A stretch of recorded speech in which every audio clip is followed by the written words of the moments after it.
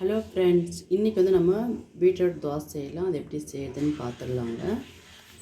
இஞ்சி சிறிதளவு சேர்த்திக்கலாங்க. சின்ன வெங்காயம் சிறிதளவு சேர்த்திக்கலாங்க. சீரகம் பாதி ஸ்பூன் சேர்த்திக்கலாங்க. நான் ஒரு பீட்ரூட் எடுத்துருக்கேங்க. இப்படி கட் பண்ணிவிட்டு நம்ம இதையும் சேர்த்திடலாங்க. உப்பு பாதி ஸ்பூன் சேர்த்திடலாங்க. இப்போ கொஞ்சோண்டு தண்ணி விட்டு நைஸாக அரைச்சி எடுத்துக்கலாங்க. பீட்ரூட் பாருங்கள், நல்லா நைஸாக அரைச்சாச்சு. தோசை மாவு வந்து இங்கே எடுத்து வச்சுருக்கேன். இது வந்து ஒரு 10 தோசை ஆகுங்க. இதில் வந்து சேர்த்துக்கலாம் நம்ம அரைச்சது. இது மிக்ஸ் பண்ணிக்கலாங்க. பாருங்கள், க்ளீனாக மிக்ஸ் பண்ணி ஆச்சு.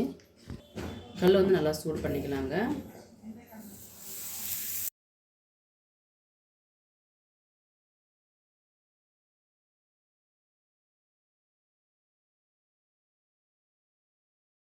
பாருங்கள், இந்த நல்லா வெந்து வரும்போது நம்ம திருப்பி போட்டுடலாங்க.